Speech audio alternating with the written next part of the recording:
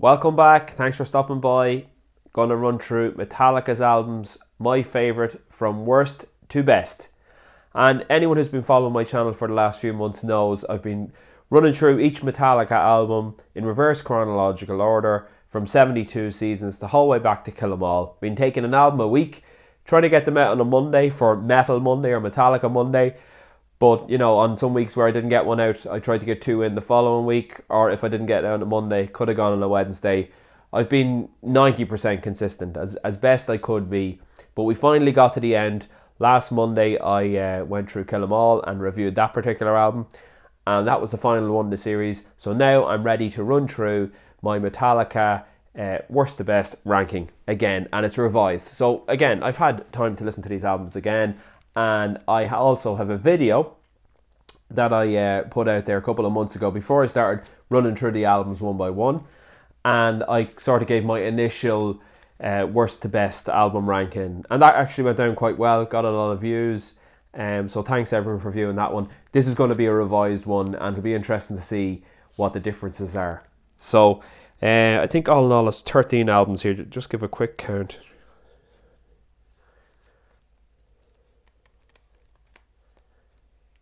Yeah, 13 albums. Okay, so let's start off here. At number 13, the worst Metallica album in my collection has to be Saint Anger. An absolute abomination. Terrible production, no guitar solos, very, very rough sounding vocals from James Hetfield on this one. The more I listen to this album, the more I dislike it. So there you go. Usually when you listen to an album, it will actually grow on you. That's not the case with this album. This album gets worse every time I listen to it. It's terrible. I honestly can say I'll probably never listen to this album again. It's really, really bad and it's bottom of the list. Okay, coming in at number 12. It's the live album with the San Francisco Symphony Orchestra. It was released in 1999 and it's called S&M. This album comes in at number 12. Again, it was one of the earlier albums I got by Metallica to start getting into them. It has a lot of their hits on it, but everything is done live and it's reworked with a symphony in the background. Works okay on some songs, doesn't work on other songs, and again, I don't listen to this album very often, so that's why it's in at number 12. In at number 11, it's Hardwired to Self-Destruct, released in 2016. Meant to be part of the comeback series of albums that Metallica had from 2008 with Death Magnetic, but this one falls way short of Death Magnetic. Really didn't like this one. It's over 2 CDs or a double album, so I think this came out around the time vinyl was having a resurgence, so as a result they put it on a double vinyl as a double album. It's not really a double album, you could have fit it on one CD, but they decided to put it across 2 CDs. In my opinion, the songs are too long, they're boring, there's too many songs, too much music. They could have condensed this in to a shorter album and I think it would have been much better.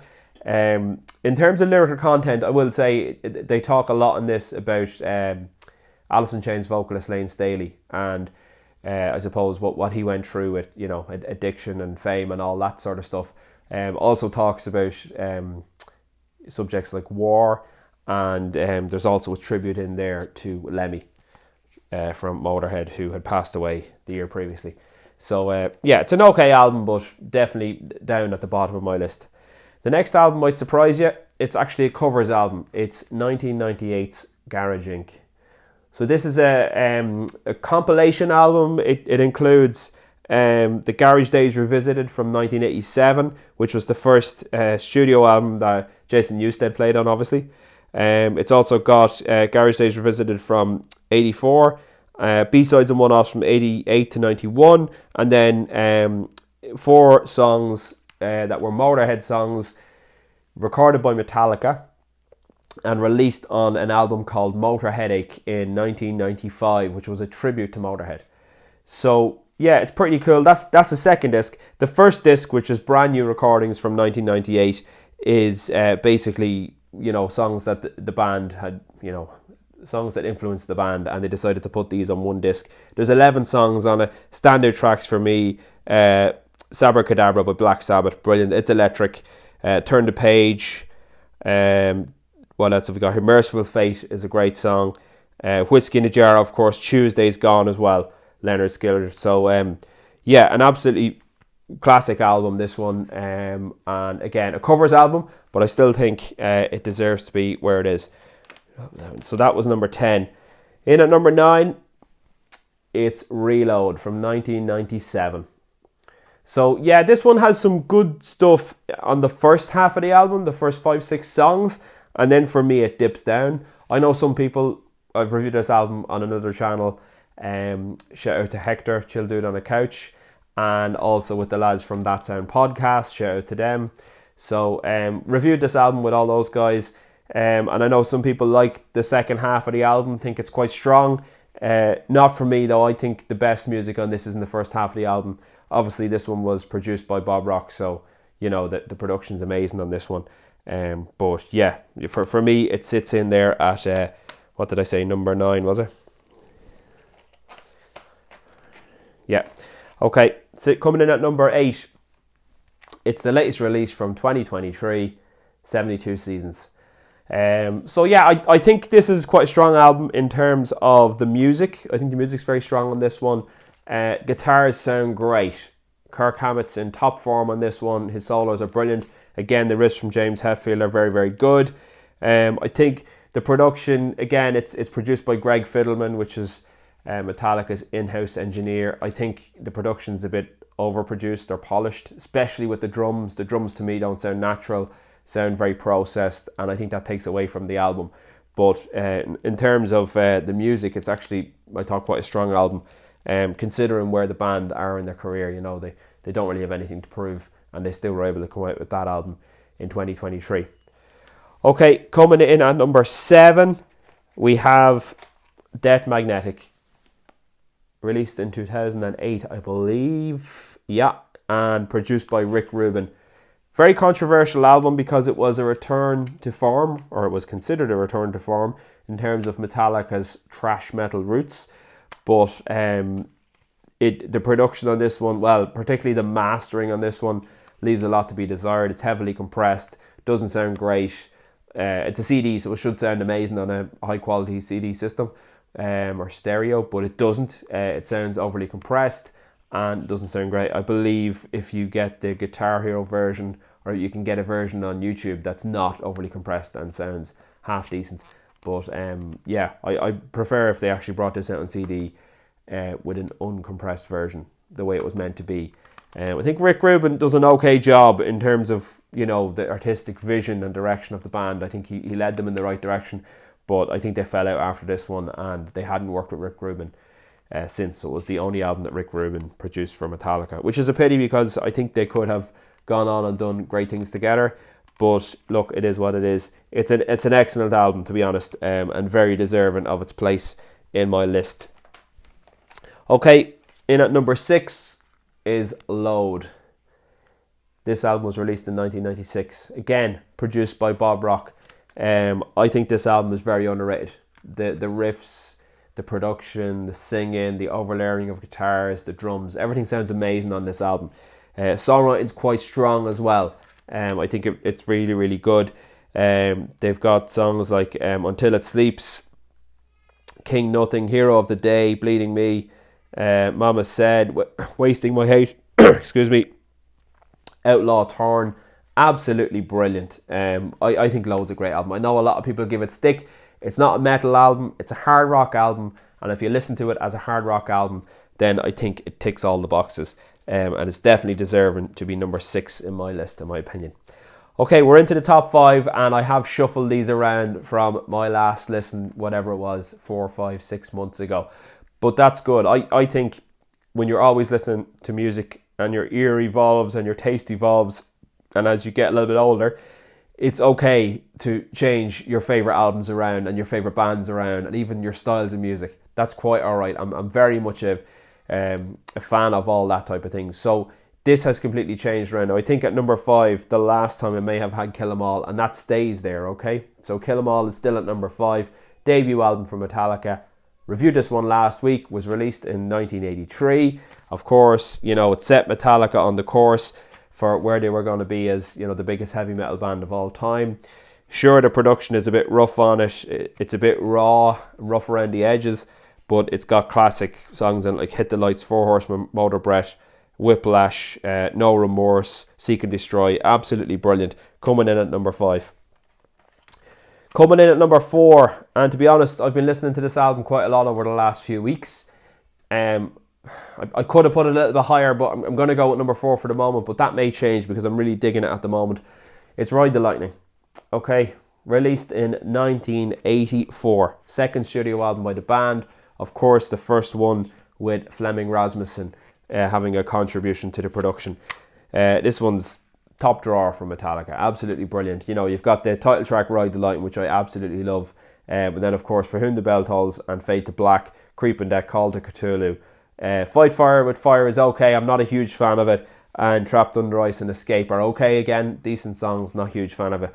But for me, everything else, the list I just mentioned at the start, put this album in at number 4 for me. So absolutely brilliant. Ride the Lightning. Coming in at number 3, this is where things really get shuffled around. I have the Black Album.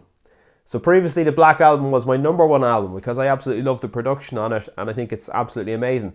But over the last few months I've been more listening to other albums. So the Black Album has to be demoted down to number 3 because I'm not digging it as much as these other albums at the moment.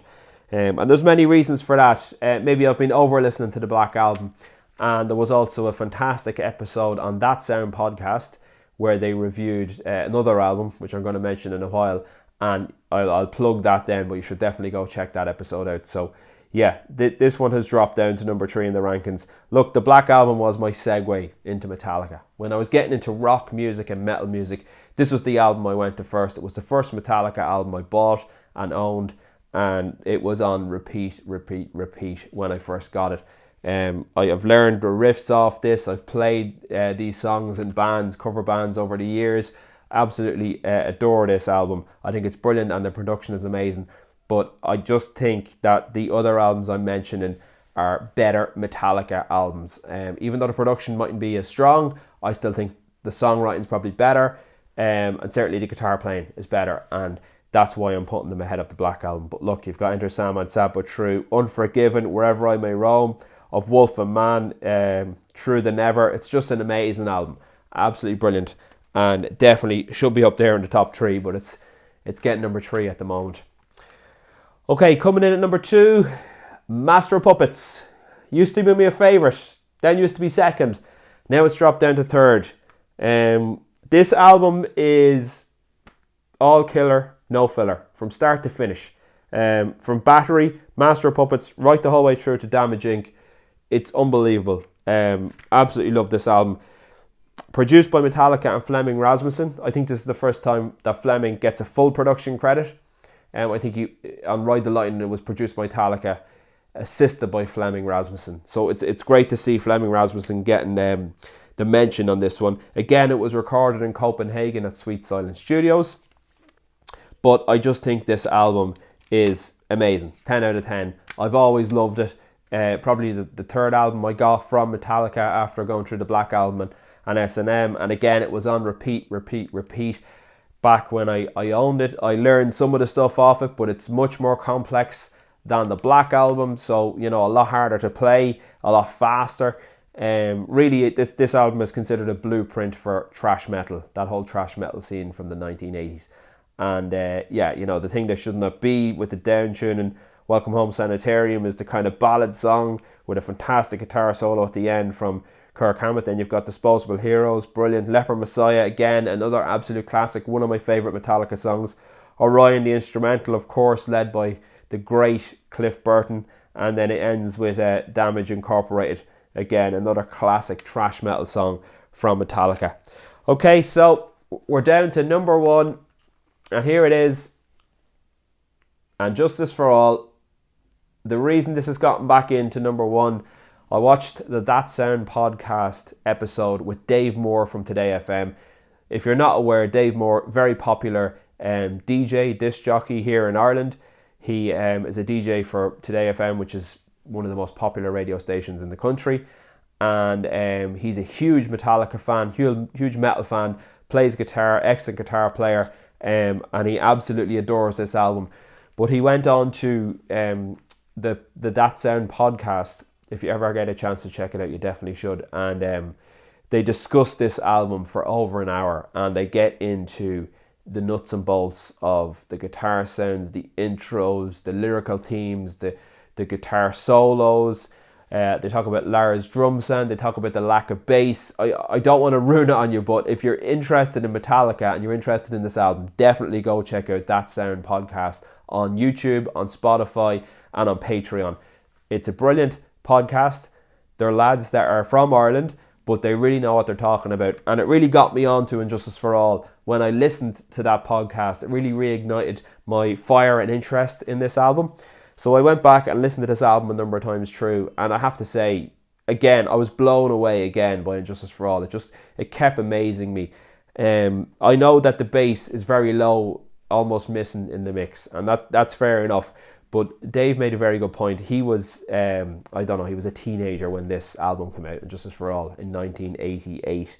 And he said that, because there was no internet and stuff, it wasn't an issue. There's so much low end on James Hetfield's guitar that you don't actually miss the bass. So this is a new phenomenon that's come out with, the rise of the internet, that there's no bass in Injustice for All. And of course, if you go on YouTube, you can find versions of the album with the bass hired up in the mix.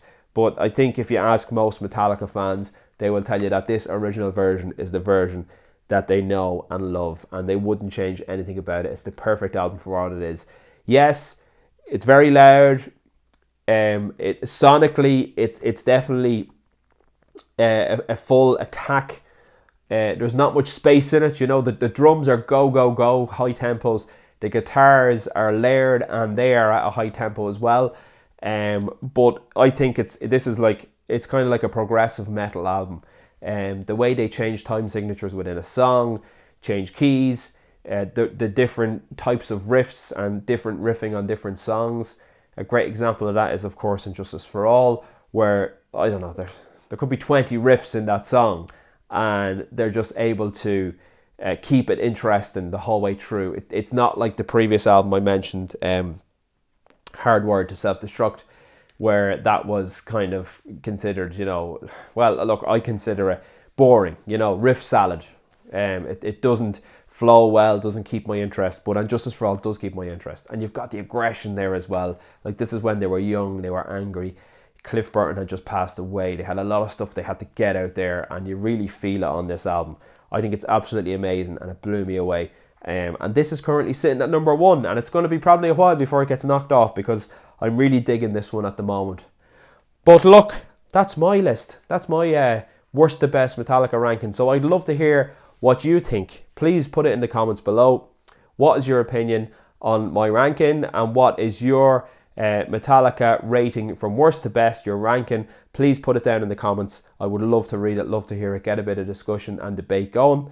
If you could also like and subscribe to my channel, it really helps me out. Leave a comment, hit the notification bell, and share it to anyone you think might be interested, and I greatly appreciate it. And I'll talk to you on the next one. Bye for now.